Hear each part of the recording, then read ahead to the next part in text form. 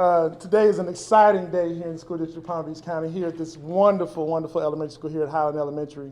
I had the privilege this morning to visit a wonderful teacher, Mr. Aponte, and was demonstrating how this works. Very excited to see a school that has already started to lay out all the realities of social distancing, one-way hallways and desks separated. And what's even more exciting, there are over 60 teachers here today teaching from their classrooms. So very excited about that. It's a great, and people are just so excited to be back in the building, be back, online with our kids, with the hope in the near future that we can have all of our students who choose to come back in brick and mortar. But we're ready, and today is the first day of school, so we're going to make it as exciting as possible. It was great to see the energy in the classrooms that I visited, and looking forward to hearing greater reports throughout the course of the day.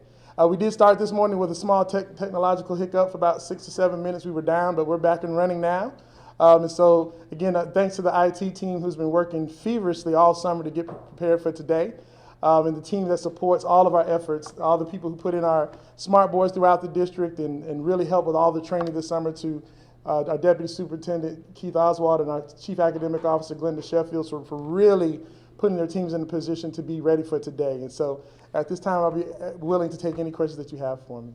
Dr. Pino, anything from that hiccup this morning that y'all learned to make sure it doesn't happen again the rest of the year? Yeah, well, the teams are analyzing that now. For a 6-minute down, being down is probably just a bunch of people infected, trying to log in at one time. So they worked that out rather quickly, and as you can see, we're up and running now. I know you guys have been trying to get the laptops for everyone, and everyone around the world is trying to get laptops right now. Yes. Do you know how many students still don't have a device and how that will impact them in the first Well, each individual school keeps track of those numbers. So today at Highland, every family that has asked for one has gotten that machine. So it's well over 100, I think over 120 have been distributed here. And so our IT department is working with all the vendors, so we're getting close to 10,000 a week, and as soon as they're here, we're putting them out. So we have a whole system designed, and so for the first day of school today, everyone who has requested one has received one. So we're just working through as the new ones come in and prioritizing those families that absolutely need it. And then I also just want to say to those families, I want to thank those families who may have received the machine and turned it back in because they could use their home computer for their kids, to make sure the kids that did not have that opportunity got those machines. So I want to thank all those families, who did that this morning. Thank you. Are there any other options for families if they don't have a device in their home yet? Well, right now we're encouraging people to use their phones if applicable. Again, we've handed out Wi-Fi hotspots across the district, so the schools are really doing a good job of keeping track of all of the people who need those devices right now. Yes, ma'am. This morning's issue, was that like a portal issue? It was a portal issue. It was a portal issue. So once it probably, I don't want to tell you something that's not true, but logically, it's probably so many people were getting at the system at one time, so they had to just open up more spaces. So they were able to fix that in a matter of minutes. Are you nervous about tomorrow if it's going to happen again? Not really. It's just part of the work now. So if things come up, we'll just fix them. How is it? Go ahead. Yeah, sorry. Do you know like a ballpark number of how many families or homes are still waiting on a device? No, not right now. We won't. The middle schools won't start till 9:30. So then we'll have a better account of who logged in today. Okay. So by the end of the day, you'll be able to tell us how many people attended? Yes, ma'am. Okay. Yes, we will. Oh, I'm sorry. My question was, do you know around a number of how many people still are waiting for a device? No, I do not know that right now, but we can get that information to you. I'll take one last one then.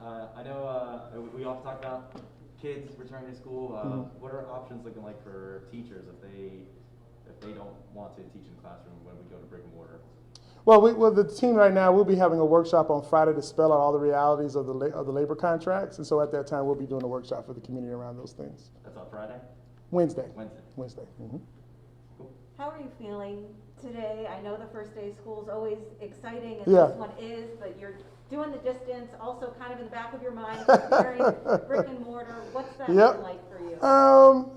It's been crazy. I mean, I think we know how to get back in brick and mortar, but under these new rules, things are kind of changing swiftly. I think for me, the excitement is doubly because I had to get my kids ready for school this morning as well. So there's always that challenge of being the superintendent and being dad simultaneously, making sure that, and then try not to put pressure on too many people to get it perfect. Our goal is to try to roll out a great product and make sure that we have the ability to fix it and tweak it as we go along.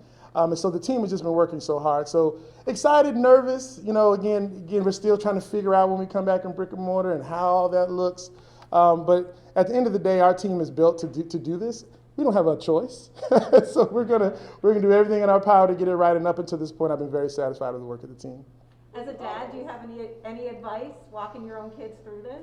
Well, I had to learn to become a lot more patient. I'm a very patient person by nature, but when you're dealing with your own children, there's a little bit of a halo effect. You expect them to, read every email and get everything perfect. And so, the truth is, the realities of being at home have been difficult for all of our children, all of our families.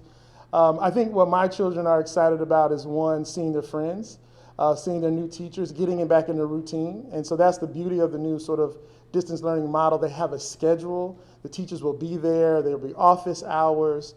That makes my wife happy, so she knows exactly how to get to teachers when things pop up, just to check to make sure that things our children are telling us are actually accurate. No accusation there. But we're excited about that. And then ultimately, we want to get back to brick and mortar. My children are very excited about getting back. My son in particular, he's in middle school. He wants to see his friends. He wants to do his extracurricular activities. And so we're going to keep working towards that goal. And I think for our teachers, again, at this particular school, to have over 60 teachers here on the first day teaching from their classroom is a big testament to how much our teachers want to get back into the rhythm and be there for their children. So we're excited, and we're just going to keep pushing along and keeping everybody informed along the way. I know we keep saying a week after the county enters phase two. Is the expectation that every school will be available for brick and mortar exactly a week after? That is the expectation. And again, as I've been saying from the very beginning of this adventure, every hour, every minute, every day, something changes. But as of right now, the plan is 1 week after the county would go into brick and mortar, then we would do the same.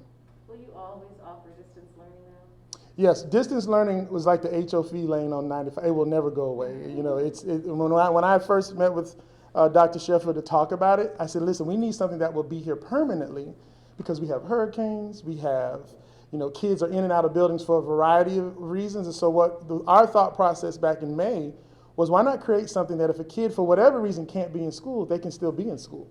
So in the old days, if, not to say that I was ever suspended for school, but my parents would have to go back and find work. They had to go to each teacher, they had to go to school. Well, the goal now is that they should be able to just log in from home. They wouldn't have to chase down paper.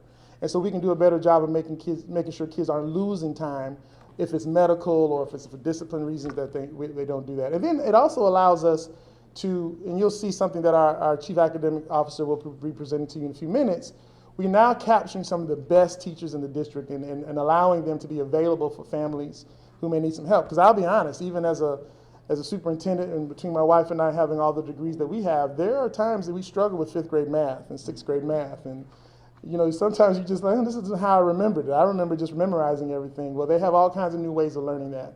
So we want to provide all the resources that possible so our families can help their children regardless of where they are in the academic journey. Dr. Fennoy, when you were talking about 60 teachers back at this school, do you mean in their working from their classroom? Yes, ma'am. Okay. Yes, ma'am. Guys, I'm going to wrap it up unless you have just any more really important questions, because I don't want him to have Dr. Fennoy to have his mask off for too long. And you can confirm that all the schools are back up and running, the portal's fine? Yes, I got the text message about 8:30. Moving forward, is there one thing in particular that you're most nervous about? Yeah, I think what I'm most nervous about is making sure that all of our families have their most up-to-date information at their schools, because information is changing so rapidly, and we're sending out information through all of our technological means. However, if you don't have access to a computer or you don't have a website or an email, you may not get that information. So we're asking all families to please go to your school, make sure your latest phone numbers and addresses are in the system so that we can reach out to you in real time. For a variety of reasons, when we get back in brick and mortar, if there's a case in the building, we got to be able to let families know immediately so they can make decisions. And so appropriate and correct contact information is one of the things that really keeps me up at night right now, considering all the things that we have to communicate about now and when we get back in brick and mortar. So that's going to be paramount.